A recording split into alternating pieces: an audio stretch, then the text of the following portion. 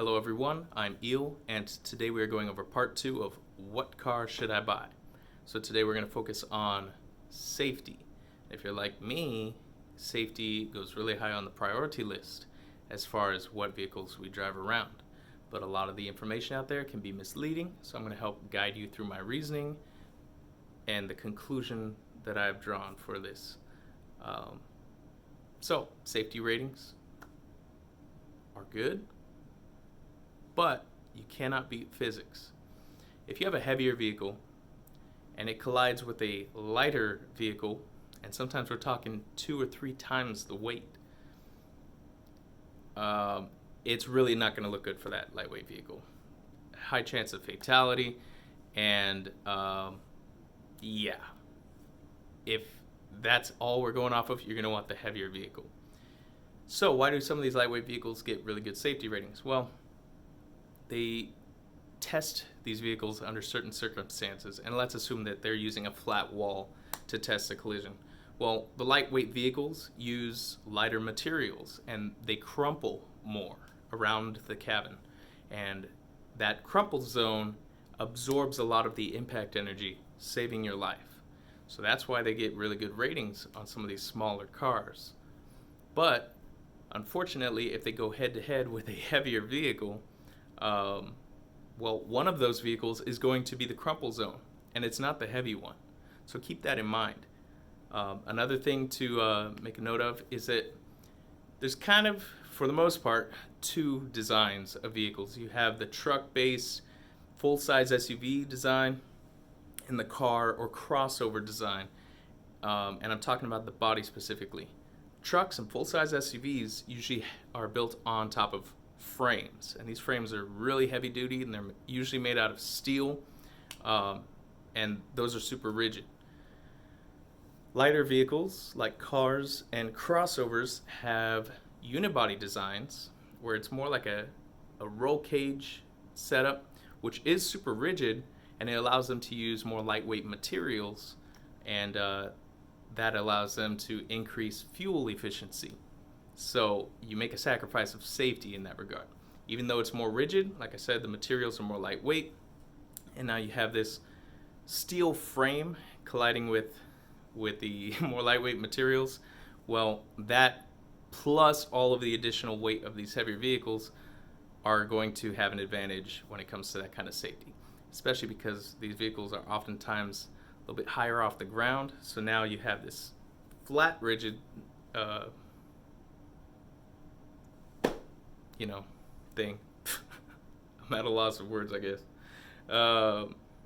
Versus the rigidity of the more lightweight materials, and boom, this one's gonna come out in the end because it's not gonna crumple as much, and it's gonna use that lighter vehicle as the crumple zone. But here's where the sacrifice comes into place. The truck-based vehicle is going to be more likely to roll over in a collision. And rollover is a very serious issue in traffic collisions because now you are not only involving yourself with the initial collision, but you're running the risk of hitting your head onto hard objects either coming through the window or in the vehicle itself. So what do we do about that? Well, this is not my recommendation, but there's a cool video of the Tesla Model X during safety testing, and they try to tilt it to cause it to roll over, and they get almost past 90 degrees, and it falls back onto its feet because the battery is most of the weight in that vehicle, and it causes it to fall down back onto its tires safely.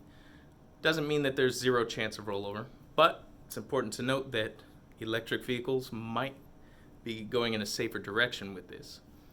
However, a truck-based vehicle has a large engine that is now suspended much higher than the batteries of these vehicles, so hitting most things is going to cause it to tip, or just taking a corner too hard could put you in a rollover situation.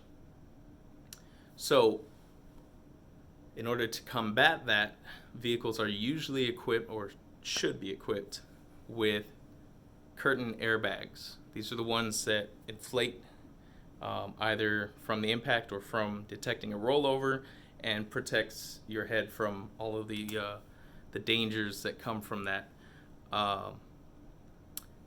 But here's the problem. With all that information, you might assume, oh, I'll get a truck or a full-size SUV to maximize safety.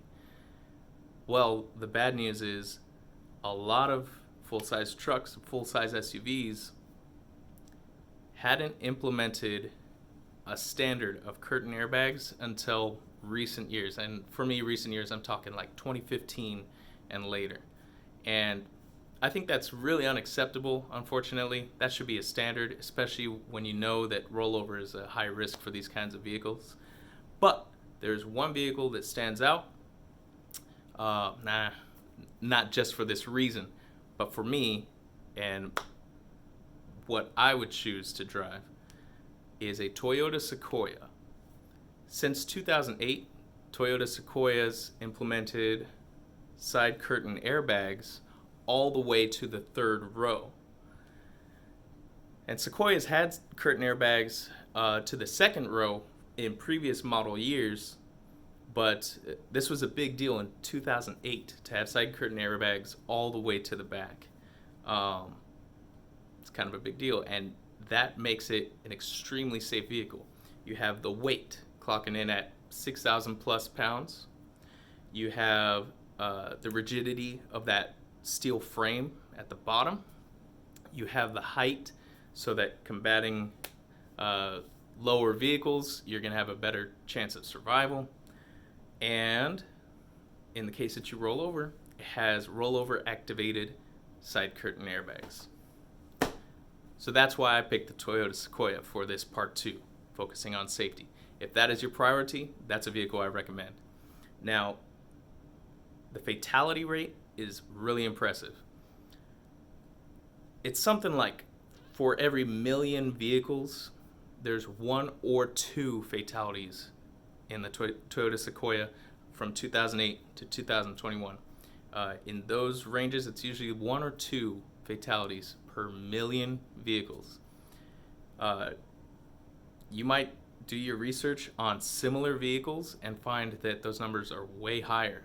I would say the next one up is going to be probably 10 times higher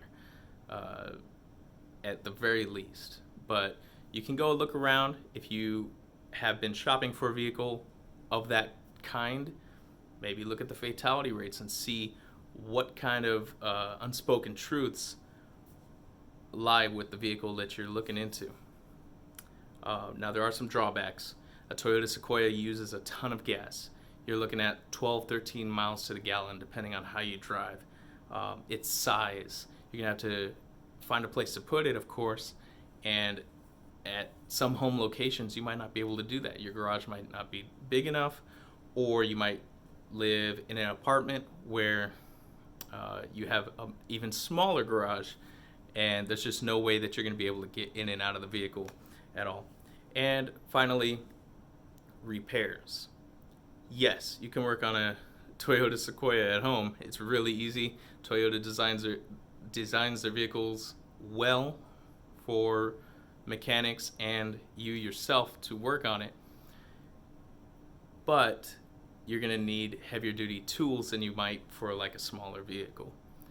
You're also going to need more space because you're going to have to jack the vehicle up for basic stuff like oil changes.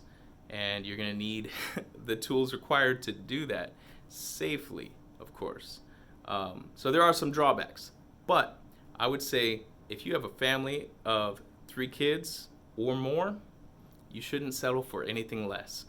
It has a second row. It has a third row. You could fold the back seat down. It's a 60-40 split back seat, so you could still use the third row and be able to put some cargo in there. It really is a great design. So that is my recommendation. Let me know what you think. Let me see if you come to similar conclusions with this. I hope you enjoyed, and I'll see you around for part 3. Stay tuned.